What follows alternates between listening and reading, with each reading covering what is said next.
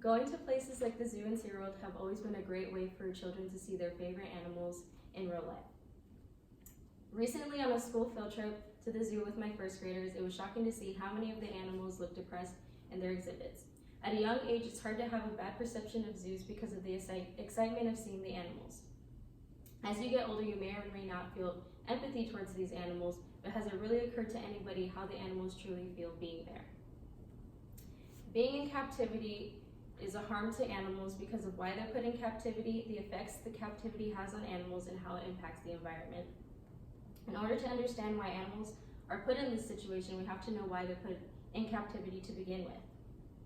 Animals are put in captivity because of educational purposes, profit, and if they are endangered species. For educational purposes, animals are put in zoos so that many children may learn more about animals and their normal surroundings, their normal habitats. And whenever animals are put into zoos, many of the researchers there are learning about their animal behaviors firsthand. And zoos and places like SeaWorld are constantly making their profit to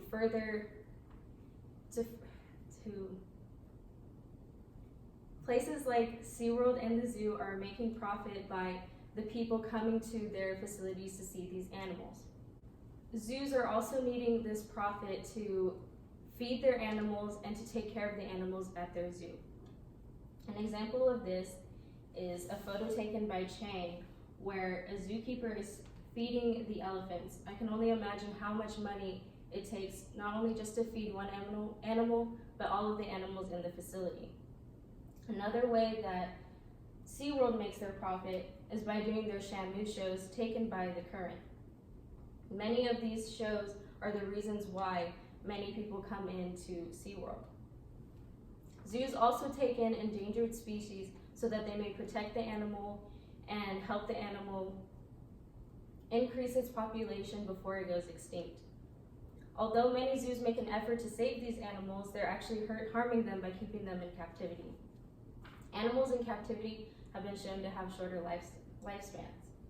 In an article by Shaw, Elephants in Captivity, he has done a study and made a graph of how elephants in captivity in zoos have had shorter lifespans than elephants that were free in their habitat.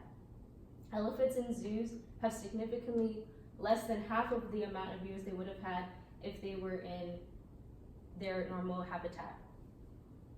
Animals who are in captivity are also less likely to use their instincts. An example of this would be how zookeepers are always bringing in food for the animals, and animals are unable to go and hunt for the food themselves.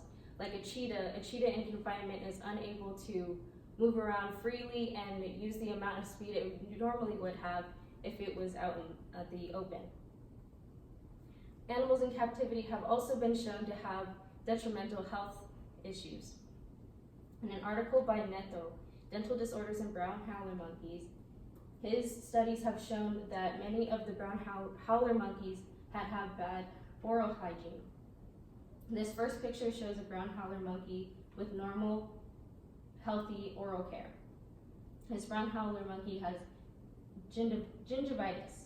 This brown howler monkey has discoloration in his teeth and in his gums, the root of his mouth. This last brown howler monkey has tooth fractures, missing teeth, and cavities. So these animals are mainly affected by these things because of their environment. When I'm talking about environment, I mean the surroundings they have been all throughout their life. Many of these animals have no space in their environment. In a study by PETA, it had showed that orcas should be able to dive about 1,000 feet in the ocean, but are only able to dive about 50 feet in their tanks at SeaWorld. This is a significant difference in the amount of depth that the orcas can move around in their confinement. Animals have also shown a decrease in their sleeping habits. Lions have been known to sleep about 20 hours of the day, which only leaves them about 4 hours of activity. Animals have also been shown to have the habit of sham chewing. Sham chewing is mindless jaw chewing. So whenever you have been at the zoo, if you have seen an animal moving its jaw, and may or may not have been eating, but it's also a way for an animal's way to cry out for help. The animal's mindless jaw chewing is a form of animal anxiety. So animals are harmed by being put in captivity because of why animals are put in captivity, the effects it has on the animals, and how the animals are affected by their environment.